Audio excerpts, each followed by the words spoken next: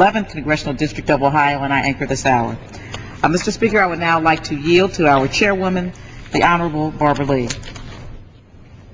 Thank you very much, Mr. Speaker. First, let me take this moment to thank Congresswoman Fudge again for the special order tonight, for your leadership, and for bringing to the Congress really the understanding of what unemployment is, given the unemployment rates in your district, given what has taken place in Ohio in terms of the recession. Your leadership and your commitment to turn the economy around is remarkable. We can learn a lot by what you have done in Ohio, and so thank you again for this.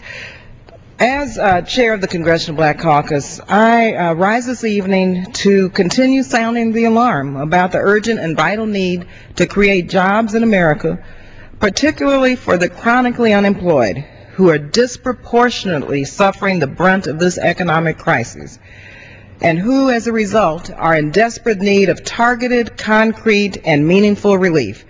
Last week, members of the Congressional Black Caucus met with President Obama at the White House to discuss our job creation agenda.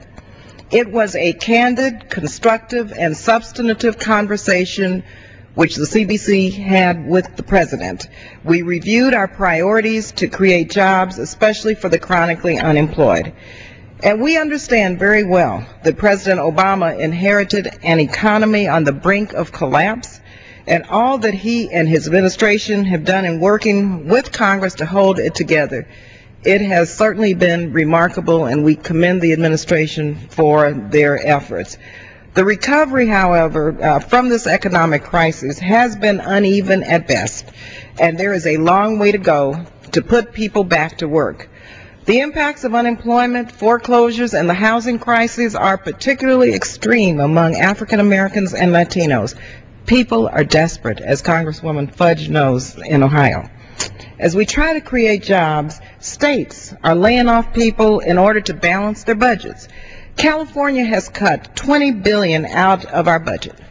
Virginia will pass a state budget with $4 billion in cuts. If you extrapolate this nationally, we are talking about $200 billion state budget cuts nationwide after about $350 billion last year. So we need the $200 billion this year just to break even. And our Congressional Black Caucus member, Congressman Barbara Lee, who's on the Budget Committee, continues to remind us of these very glaring numbers and how we need a major jobs initiative just to break even.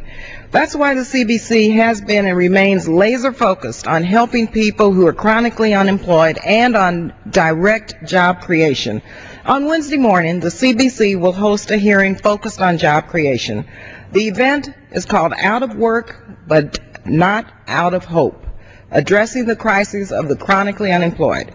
This will be held on March 17th from 9 to 11 in room 2237 of the Rayburn House office building on Capitol Hill.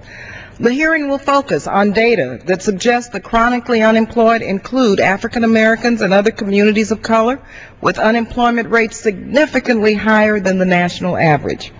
Youth and adult workers also are in need of enhanced education and training, and those who have lost their jobs as a result of the weakened economy and who have been unemployed for at least 6 months. Wednesday's hearing is part of a 5-week campaign launched by the Congressional Black Caucus at the beginning of this month to seek policy solutions for the chronically unemployed.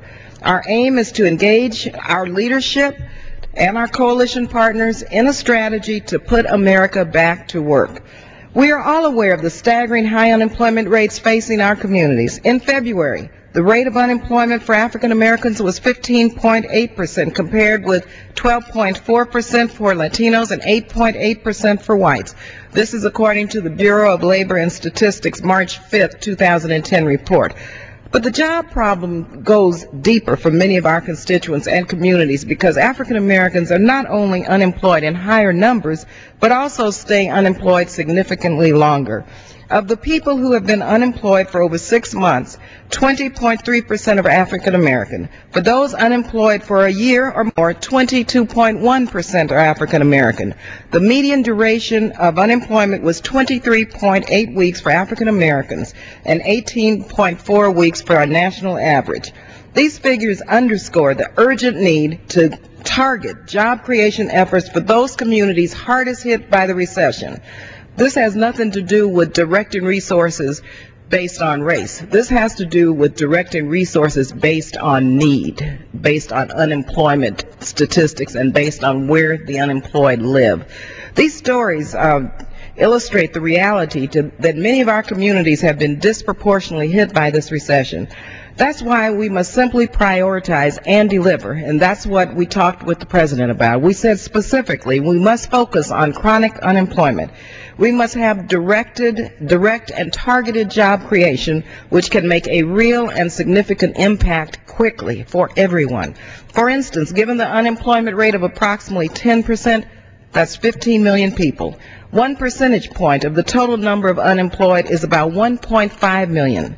At $50,000 per job, $75 billion would hire 1.5 million workers and reduce the unemployment rate by 1 percentage point. For $300 billion, we should be able to hire 6 million workers and reduce the unemployment rate by 4 percentage points below what it would have been without any investment at all.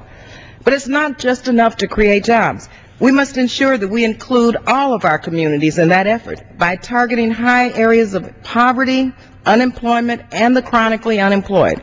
Summer jobs for young people must be part of our direct job creation efforts. We all know that many of our young people have to help pay the rent and help buy food because their parents are unemployed. We must also invest in infrastructure spending. But when we do so, we must ensure a path to apprenticeship and pre-apprenticeship opportunities in any transportation and infrastructure investments. Otherwise, we're going to leave communities and millions of people behind. And finally, we must ensure that contracting and procurement opportunities for minority and disadvantaged businesses are included, and that existing provisions in transportation and in other areas are enforced. According to the Kiron Institute for the Study of Race and Ethnicity, which recently released its report on the impact of the Recovery Act, Black businesses had only received 1.1% and Latino businesses only 1.6% of all federally contracted ARA funds. So in closing, Mr. Speaker, members of the Congressional Black Caucus are committed to continue to work with congressional leaders and President Obama to fix our economy and create jobs to address the true depth, mind you, the true depth of this recession.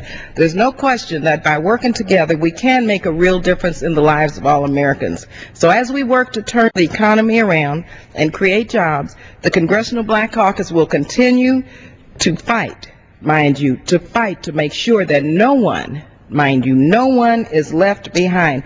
That is our moral responsibility as the conscience of the Congress. Thank you again, Congresswoman Fudge, and let me thank Congressman Emanuel Cleaver, who has led our Jobs and Economic Recovery Task Force since actually last January and has done a marvelous job in doing that and getting us